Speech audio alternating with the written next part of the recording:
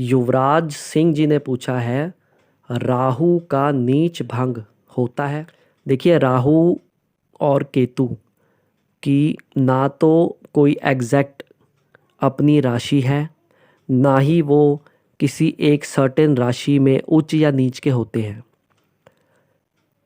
कुछ मानते हैं कि राहु वृश्चिक राशि में नीच के होते हैं और कुछ मानते हैं धनु राशि में राहु नीच के होते हैं। इसलिए पूर्ण रूप से ये नहीं पता कि राहु वास्तविक में किस राशि में नीच के होते हैं। मेरा अनुभव ये है कि राहु और केतु की नीच या उच्च प्रकार की कोई गणना नहीं होती, लेकिन राहु जिस राशि में बैठा है उस राशि का स्वामी यदि राहु को देख ले लेकिन राहु उस स्वामी को ना देखे, ऐसी अवस्था में राहु अच्छा फल अवश्य देता है। रियांशु शर्मा जी ने पूछा है, वृश्चिक लगन में अष्टम में राहु कैसा फल देगा? राहु वृश्चिक लगन में अकारक यानी कि मारक माने जाते हैं। राहु मंगल के अति शत्रु हैं। वृश्चिक लग्न क्रूर लग्नों में गिना जाता है।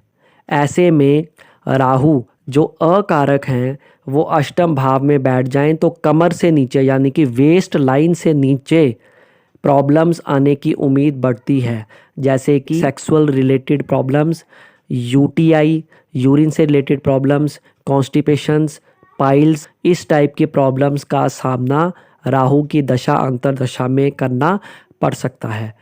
ख़ास तौर पे ऐसे लोगों को व्हीकल बहुत ध्यान से, बहुत संभल के चलाना चाहिए। राहु मिथुन राशि में अष्टम भाव में बैठे हैं।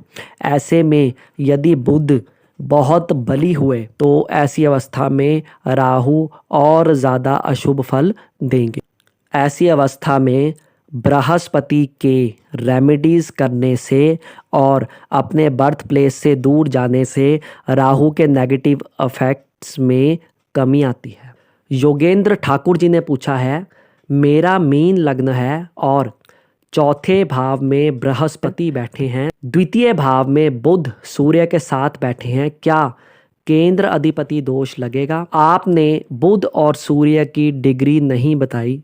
बुध सूर्य के कितना करीब है, अस्त है, लेकिन बृहस्पति चतुर्थ भाव में बैठे हैं, अर्थात बृहस्पति को केंद्र का दोष नहीं लगेगा क्योंकि लग्नेश को केंद्र अधिपति दोष नहीं लगता है। एंड्रिया राइस जी ने पूछा है, what if lords of first houses of both charts have equal strength in षटबल? उनका प्रश्न ये है कि लगन कुंडली में और चंद्र कुंडली में यदि दोनों का बल बराबर दिखाई दे रहा हो षटबल चार्ट में, लगन कुंडली में लग्नेश और चंद्र कुंडली में लग्नेश दोनों के पॉइंट्स यदि षटबल चार्ट में बहुत नज़दीक हों या इक्वल हों, ऐसी अवस्था में नवमाश कुंडली का प्रथम भाव देखना चाहिए। प्रथम भाव में जौन सी राशि है वो राशि लगन कुंडली के प्रथम भाव की मित्र है या चंद्र कुंडली के प्रथम भाव की मित्र है।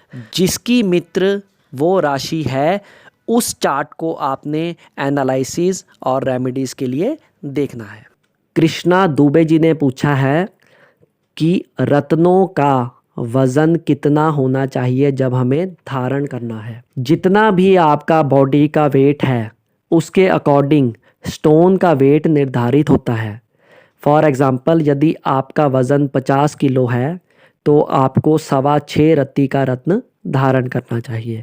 यदि आपका वज़न 70 किलो है तो आपको 8.25 रत्ती का धारण करना चाहिए।